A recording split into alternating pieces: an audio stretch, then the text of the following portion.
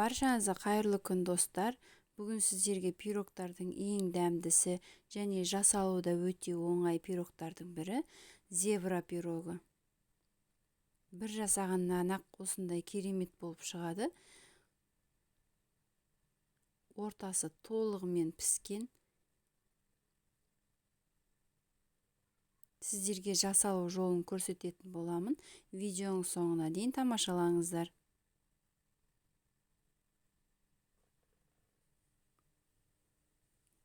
Алдымен жұмыртқаға қантты қосып, жақсылап араластырамыз. Бұл жерде миксердің де қажеті жоқ.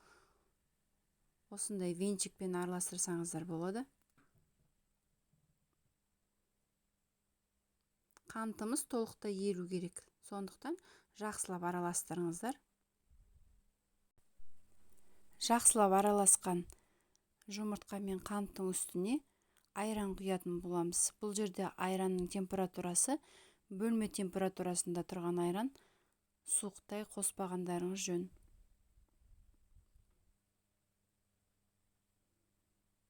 Тағы да біркелкі қылып араластырамыз.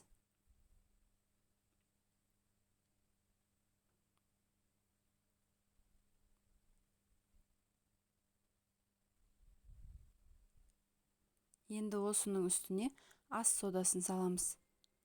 Бір шай қасық салдым, қатты толтырмай. Тағы да соданы жақсылап араластырып жіберіңіздер.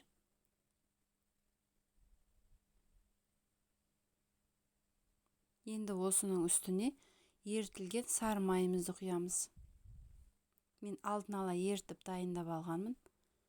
Бұны да жақсылап араластырып, енді осының үстіне електен өткізілген ұнымызды саламыз.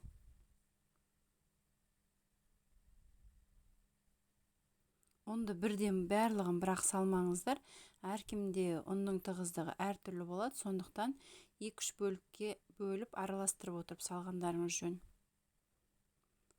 Осы пирогқа кеткен құрамдардың грамын видеоның астында описанияда қалдыратын боламын. Және де осы видеоны басқа туысқандарыңызбен, достарыңызбен бөліскілеріңіз келсе, видеоның астында поделиться батырмасын арқылы, басу арқылы, басқа да интернет желісі арқылы бөліссеңіздер болады.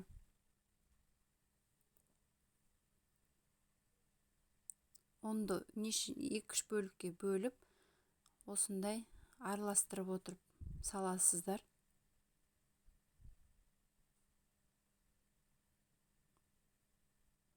Қоюлығы осындай болу керек, бетінде сурет қалатындай. Енді осы массамызды 2 бөлікке бөліп, бір бөлігіне какао қосатын боламыз. Теңдей етіп бөліп алыңыздар. Мен мына жерде көз мөлшерімен бөліп алдым. Весіңмен де бөліп алсаңыздар болады, таразы арқылы.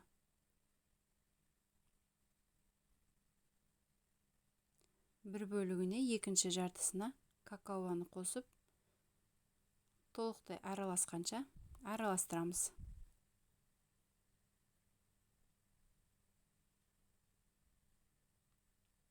Осы уақытта духовкілеріңізді қыздырып қойыңыздар. 180-200 градуста.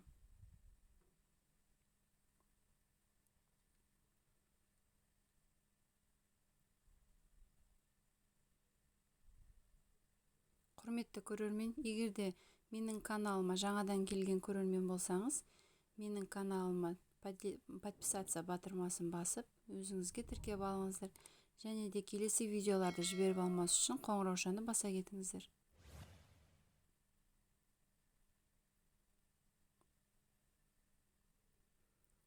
Какао қосқан екінші жартысын осылай толығымен араластырып қоямыз. Сіздерде дайын формаларыңыз болса, 20-22 формада жасауға болады. Менде осындай тортқа жинауға арналған кольцо бар. Осының астына фольга төсеп, осындай форма қалпын келтіремін. Енді осы формамызға үлкен ас қасықпен кезектеп отырып Дайын болған массамызды кезекпен құямыз. 1,5 қасықтан құйыңыздар.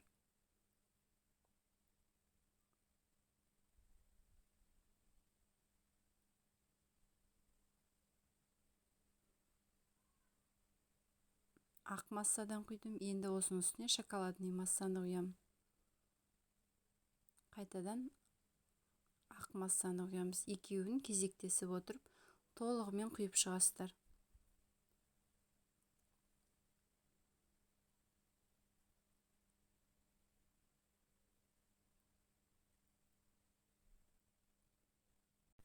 Бір ақ, бір қара массадан кезектесіп құйып шығасыздар. Және де бетіне әдемі болып шығу үшін осындай шпажкамен сүйрет салыңыздар.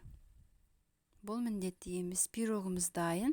Сіздерге де жасап көруге кеңес беремін. Сау болыңыздар.